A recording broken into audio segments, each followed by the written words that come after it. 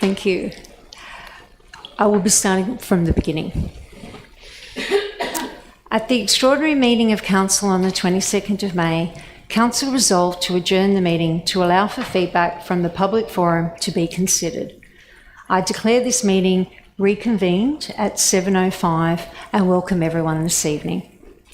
I'd like to acknowledge the traditional custodians of the land on which we meet today and pay my respects to elders past, present and emerging. I extend that respect to any Aboriginal and Torres Strait Islander people here this evening. As councillors, we are entrusted with the responsibility of representing the diverse interests of our residents.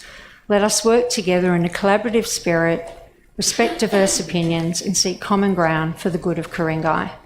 Before we begin, I'd like to outline a few procedures in relation to this evening's meeting of Council. This meeting is being recorded and webcast live on Council's website. Only councillors and Council staff will be shown on camera.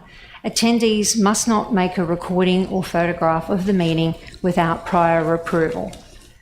Council meetings are open to the public as observers only. In line with the Code of Meeting Practice, members of the public can address Council via the monthly public forum. Council may close part of the meeting to deal with certain confidential matters in accordance with Section 10A of the Local Government Act. These discussions will not be open to the public and will not be webcast. All attendees must comply with the Code of Meeting Practice and other relevant Council codes, policies and procedures. Attendees must refrain from engaging in disorderly conduct, publicly alleging breaches of the Council's Code of Conduct, or making other potentially defamatory statements.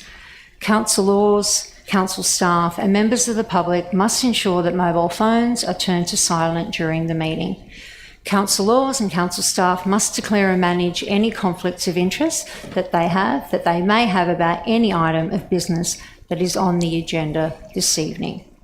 I will start with apologies and applications for leaves of absence by councillor.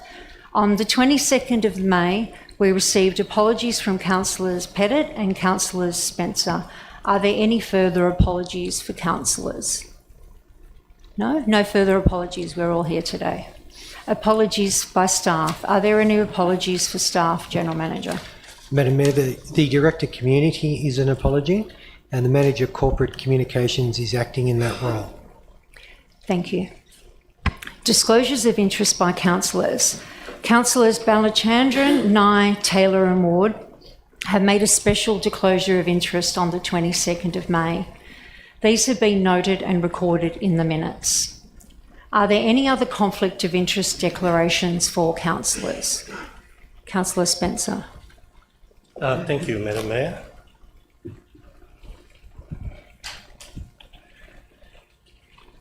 I wish to formally declare a significant conflict.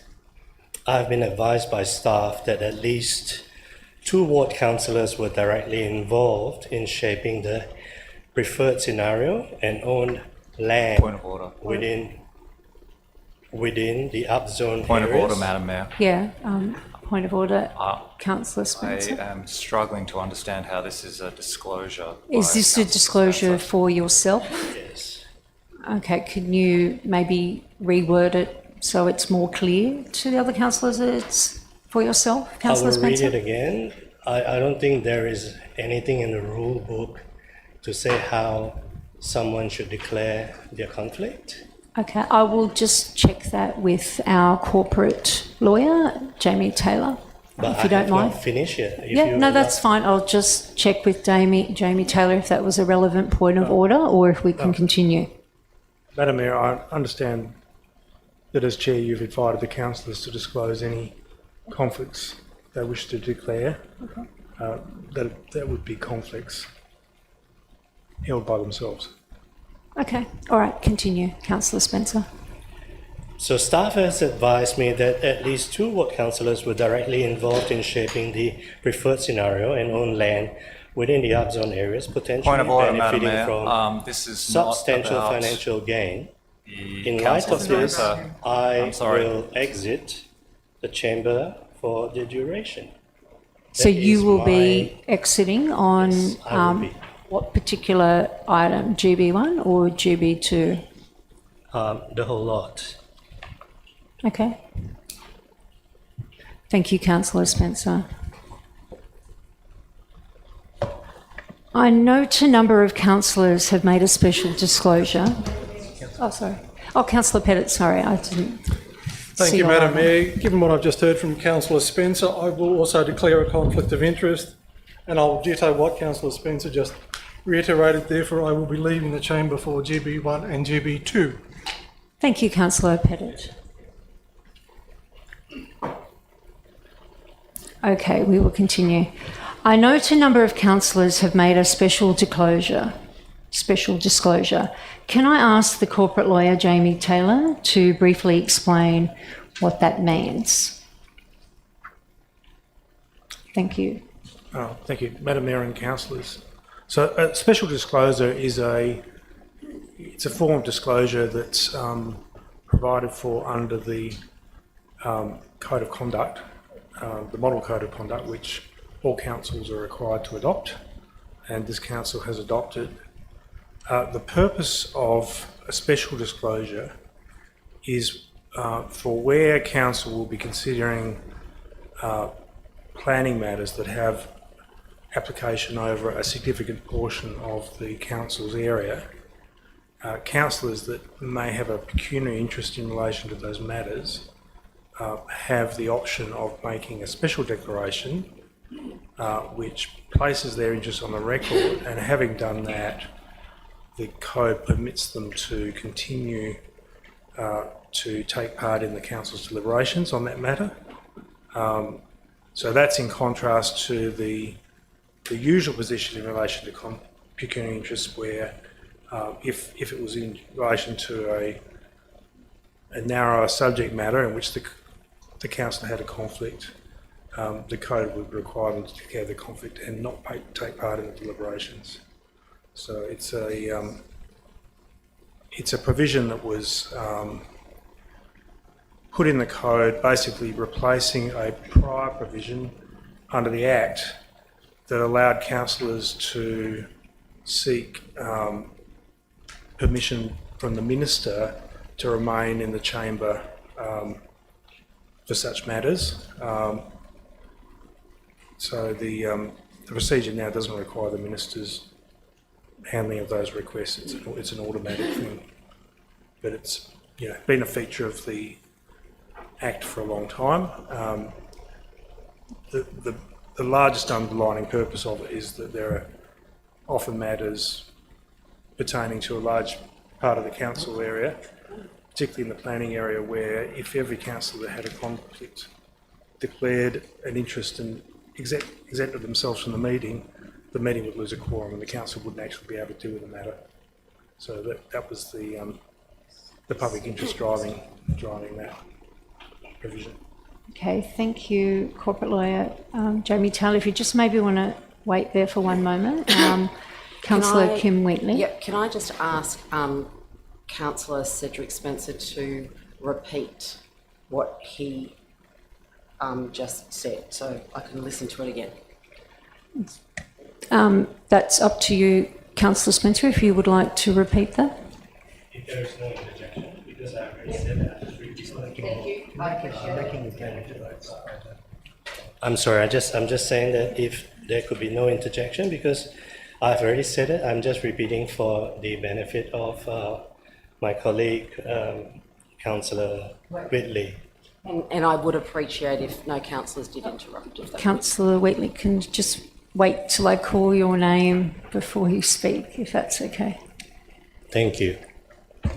I wish to formally declare a significant conflict. I have been advised by staff that at least 2 ward councillors were directly involved in shaping the preferred scenario on and own land within the upzone areas, potentially benefiting from a substantial financial gain. In light of this, I will exit the chamber for the duration of the debate. Is that sufficient? Thank you, Thank you. Councillor Spencer. Okay. Disclosures of interest by staff. Are there any conflict of interest declarations for staff, General Manager? Madam Mayor, there are not. Okay. Are there any documents circulated in the Council's papers to be dealt with at an appropriate time during the meeting, which we refer to as the Greens? Madam Mayor, there are two documents that have been circulated since the adjourned meeting and before the resumption of this meeting.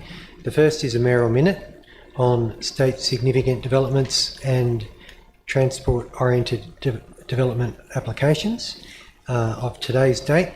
And the second document is a memo relating to GB1, the todd alternative, on amendments to exhibited plans from the Director of Strategy and Environment, which was circulated on the 3rd of June.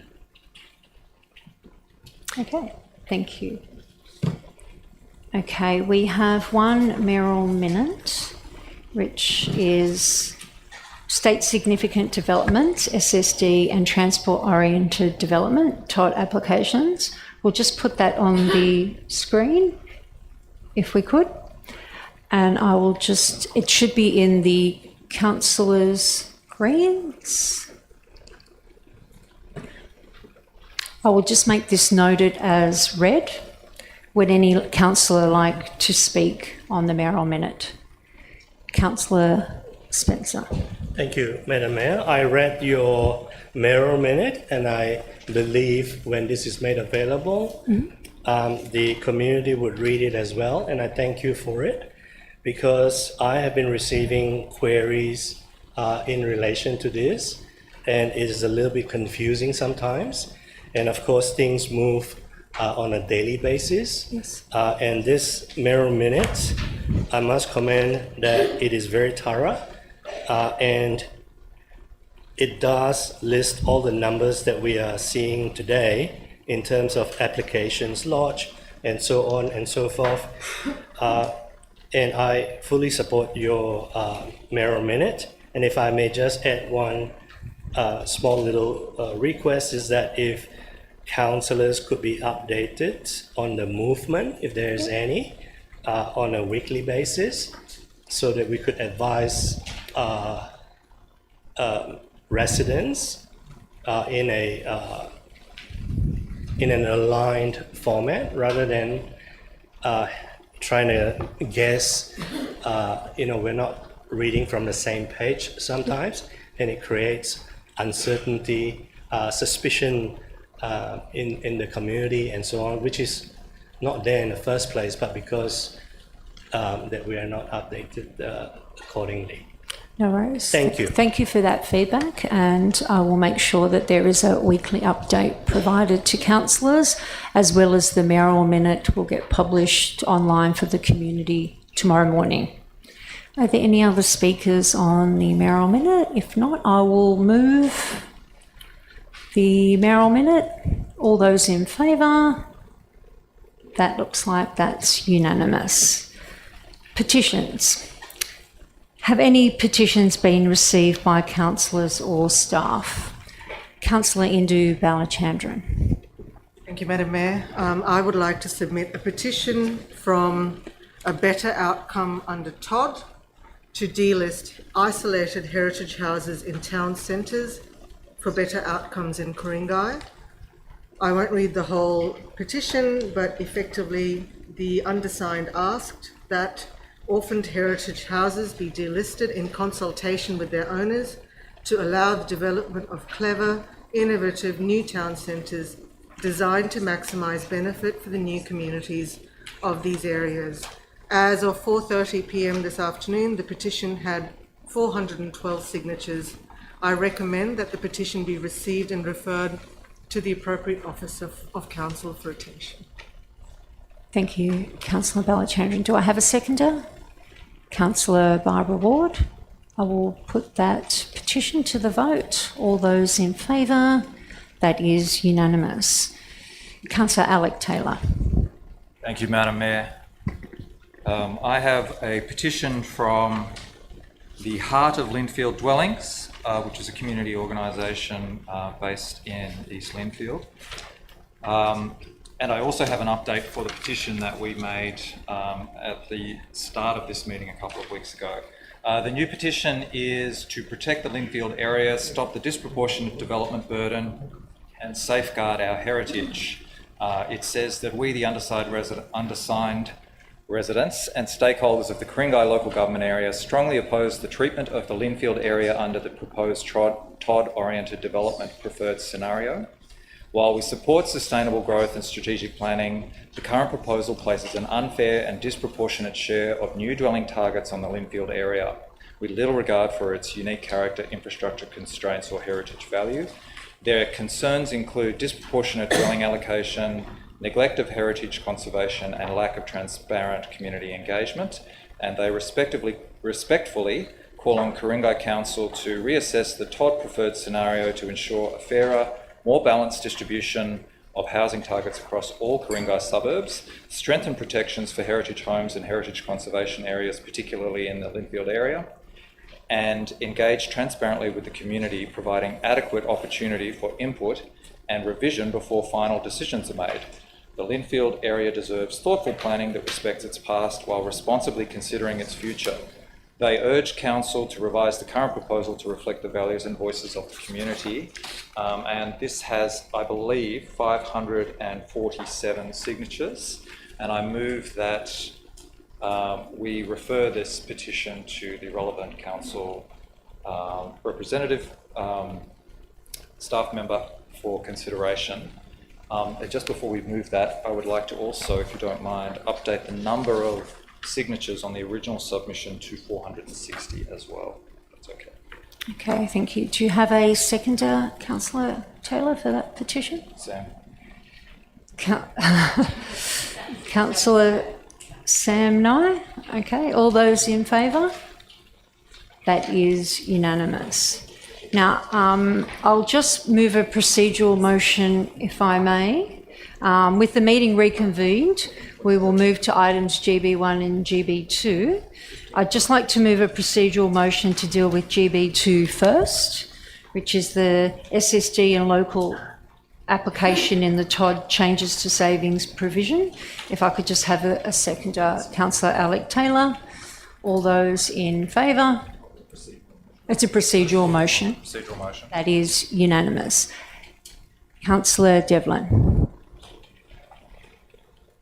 Madam Mayor, I'd rise to move a procedural motion that the meeting be adjourned for 15 minutes. Okay. What grounds did you like to, what were you able to share with the public as to why you'd like an adjournment? Just a brief adjournment, and I appreciate that everyone is very keen to get on with the important business ahead of us, but just to address some of the concerns that have been quite significantly and seriously brought to our attention, it might be worthwhile discussing the best way forward on that particular matter. All right. Did you want to do that immediately, or are you happy for us to do that? Okay. All right. Well, we will have a 15-minute. Is that not a motion that we need to vote on, Madam Mayor? No, I think I can adjourn at any time, I believe. I'll do a motion, but yeah, okay. So, Councillor Matt Devlin, you wanted to move a 15-minute adjournment. A seconder, Councillor Wheatley. All those in favour? Councillor Ward. Councillor Indu Balachandran. Councillor Devlin. Councillor Nye. Councillor Taylor has his hand up now. Councillor Wheatley. Councillor Munn Smith and Councillor Kay. Those against? Councillor Pettit and Councillor Spencer. That being 8-2, that has been carried. So we will adjourn for 15 minutes. The time is now 7:24. We will resume at 7:40. Thank you.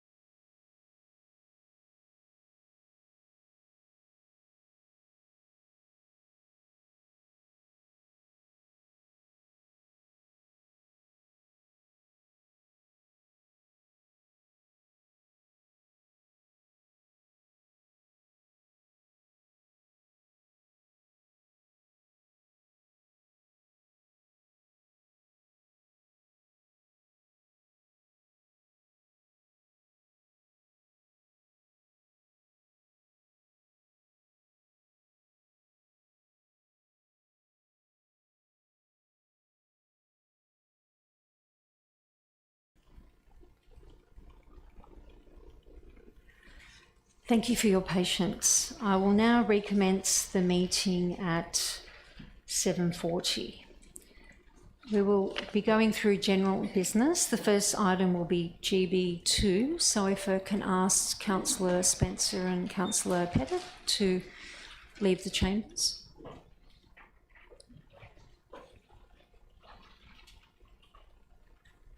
Councillor Alec Taylor. Thank you, Madam Mayor. I would just like to move the staff recommendation and just to receive and note GB2. Okay, no worries. Is there a seconder to do that? Councillor Kim Wheatley. All those in favour? That is unanimous. Okay, we will move on to GB1, which is total alternative preferred scenario, proposed amendments, post-exhibition. Councillor Indu Balachandran. Thank you, Madam Mayor. I would like to move an alternate motion, which... Do the staff council have. staff, okay, I'll just wait. we'll just wait for them to put that up on the screen. Sure.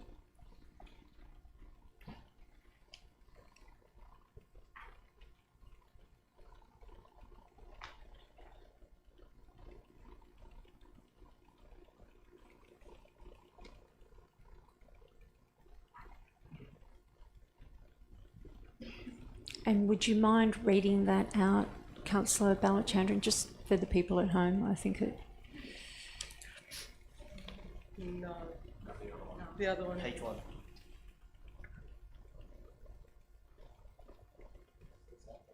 That's the one. Thank you. What I might do is I will read them out, but also highlight the changes from the officer's recommendation Yeah, so that people are clear. Is that all right? Yep, we can do that. And then I'll get a seconder after you do that. Sure. That's fine.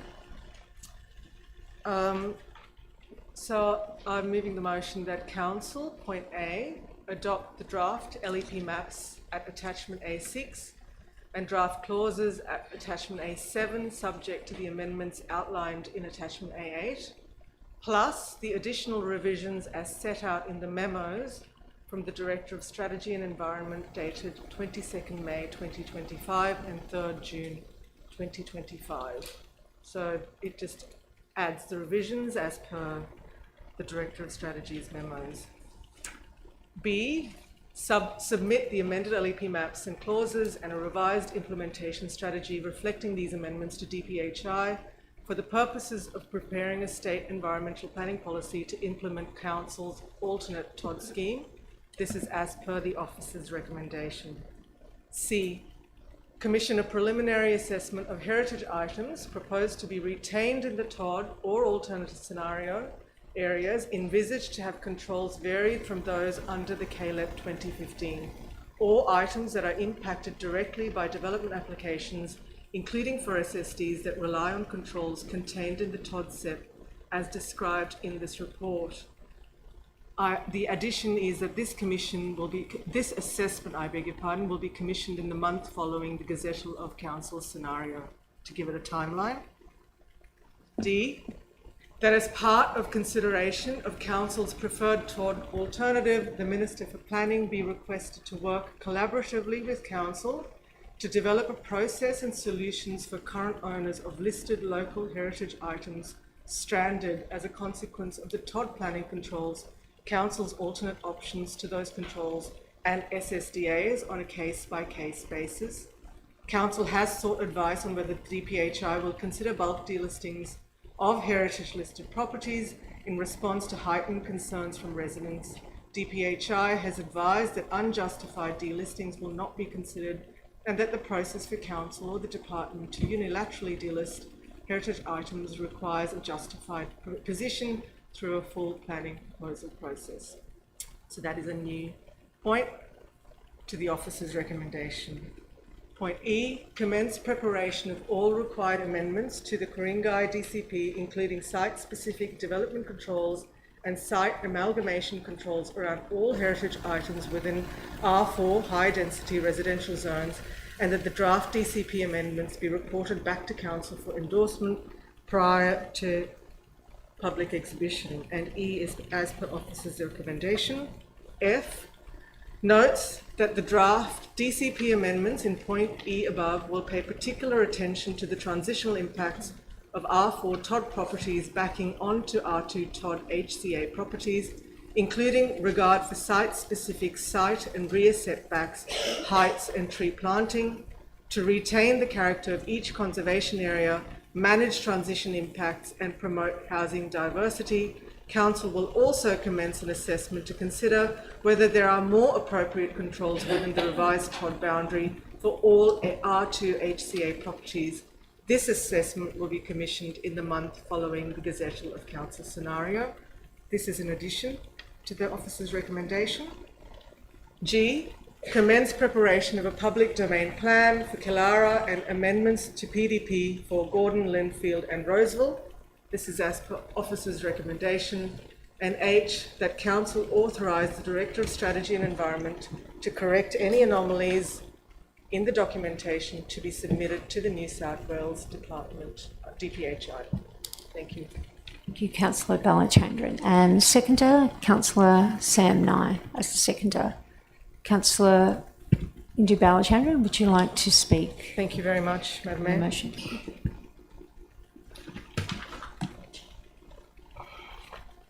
The decision we are making today is one of the most significant decisions made in Ku-ring-gai for a very long time. The changes introduce the possibility of an additional 24,000 apartments in Ku-ring-gai and 4 suburbs. The first time we face such a high level of density in our visual character as a neighbourhood. It is the result of a mediated agreement with the New South Wales Government to provide a locally led alternative to their Todd plan. The people of Ku-ring-gai recognise and realise that we face a very serious issue with housing shortage and that all constituencies have a responsibility to respond to this with thought and consideration. We also love where we live and want all our new residents to love where they live because it has character, trees, and a sense of place and community where belonging can be cultivated because we are connected.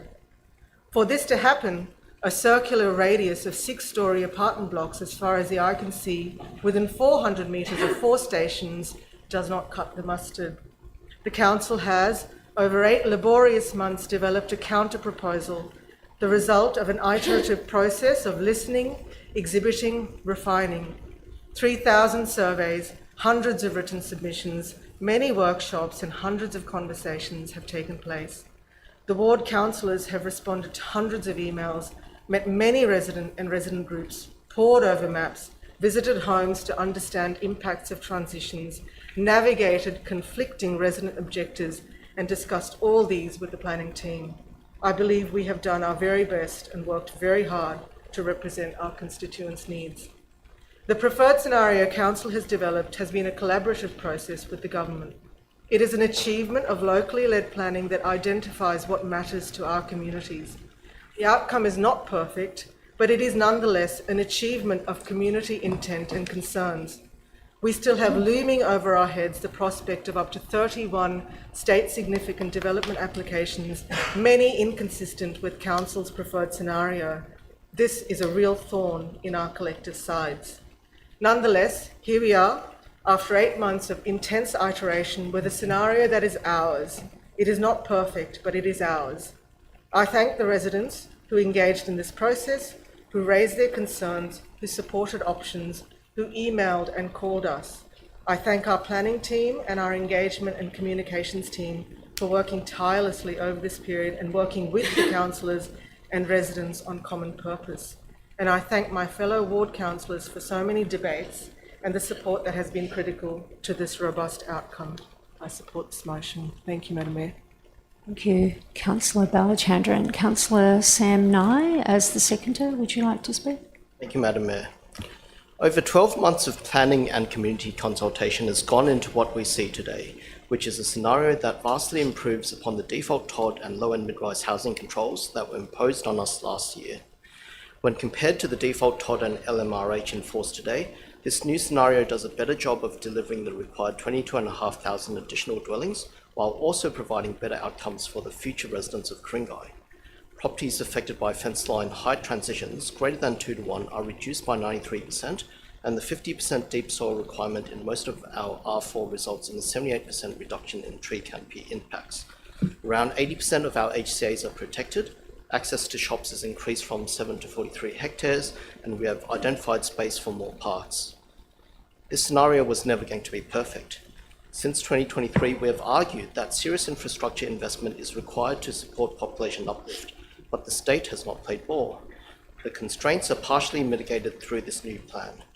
We have also seen incremental improvements, though issues that I've flagged, such as the feasibility of low shop floor space ratios, impacts at Shirley Road, and our approach to protecting HCAs aren't fully addressed, and the resolution remains for another day.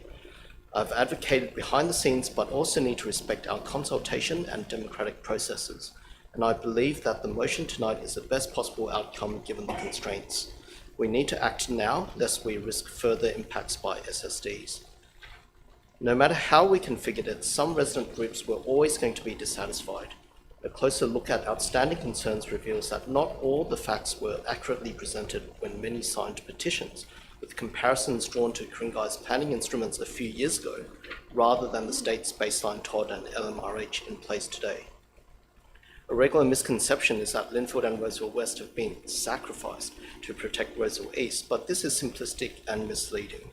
In reality, the TOD has been expanded beyond 400 metres with greater deep soil requirements to protect the future lungs of Sydney, while providing a streetscape that reflects Ku-ring-gai's current R4 and HCA character. Development in Roseville East was also problematic because of the underlying metro tunnel protection zone.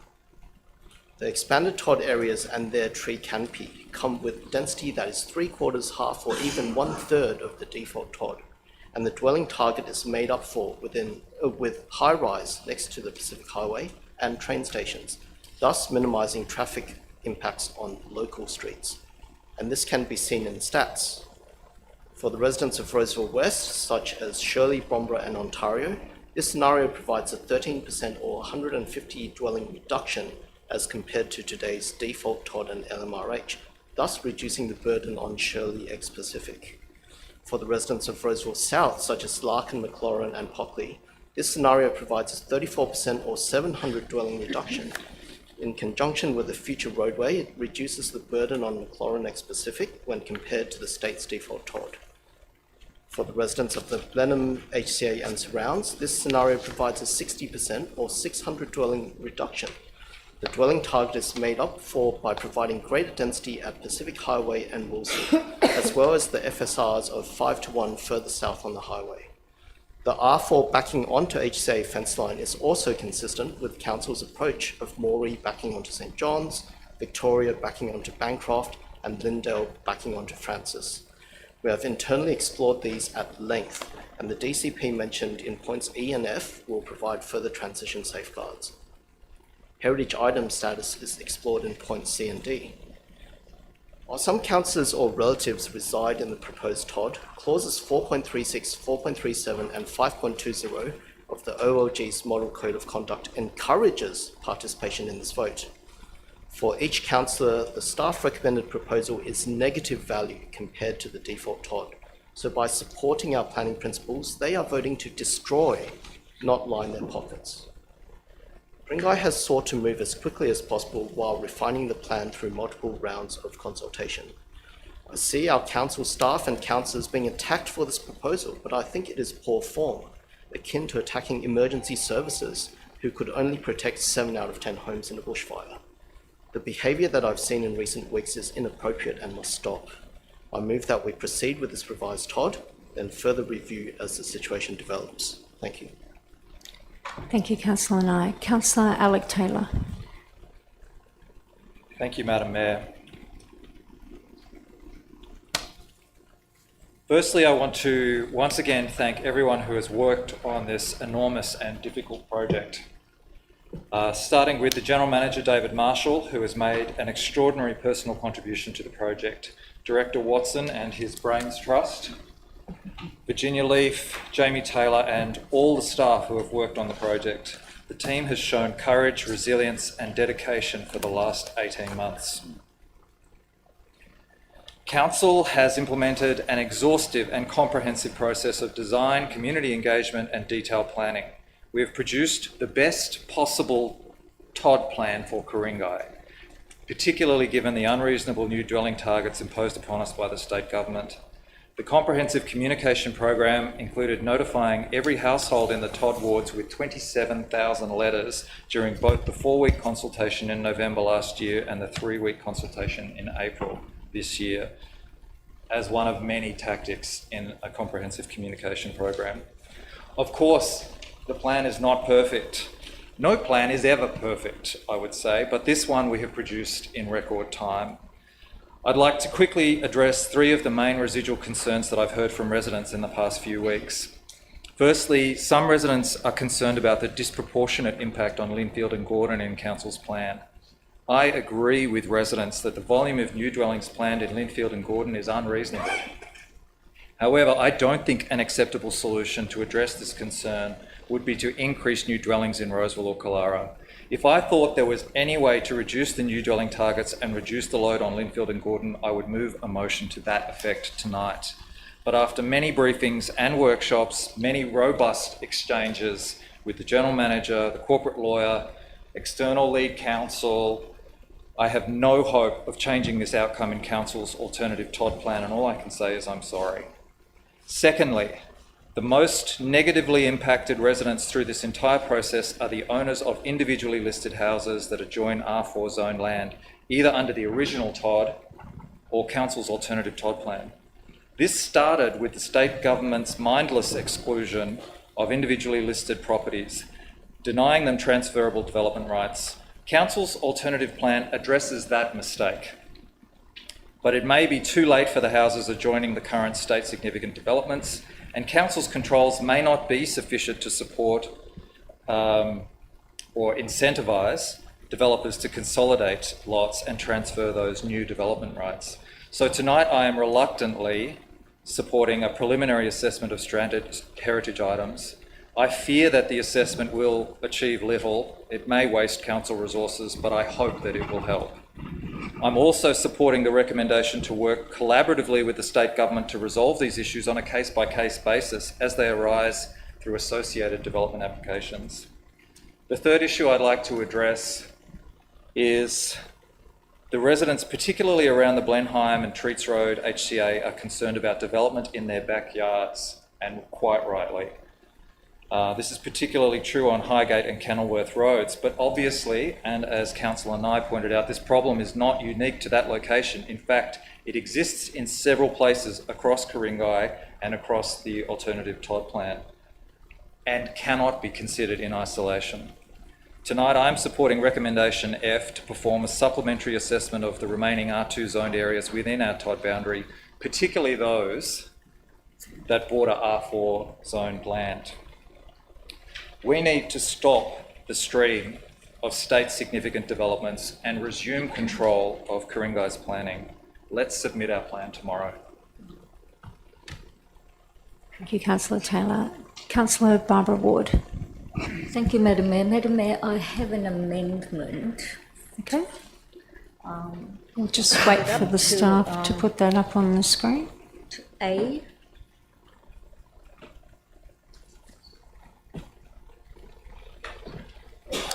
The rest is the same, just an amendment to item A on that. So what are you adding? I'm just adding, in addition, 925 Pacific Highway Gordon will be amended to FSR 501 height, 51.5 and affordable housing requirement of 5%. It's on A. Oh, okay. In addition to from point yeah, A. in addition Okay. to A, yeah. Okay. Do I have a seconder for that? Councillor Indu Balachandran. Councillor Barbara Ward, would you like to speak on that Thank you, amendment? Madam Mayor. Madam Mayor, 924 Pacific Highway is on the corner of Pacific Highway and Wright Road. It is not in keeping with the height of the neighbouring buildings that are there now. The reduction in height will be much better. It will not overshadow the housing that's there. That part of Gordon is already quite overpopulated with units on Pacific Highway, Marrawa Street, Fitzsimmons Lane and Vale Street. There are just a whole bulk of units there already. The issue there is, apart from heights, overshadowing, there's environment, there is trees, deep soil planting. There is also the traffic. So I would suggest that we do look at the height of 924 Pacific Highway.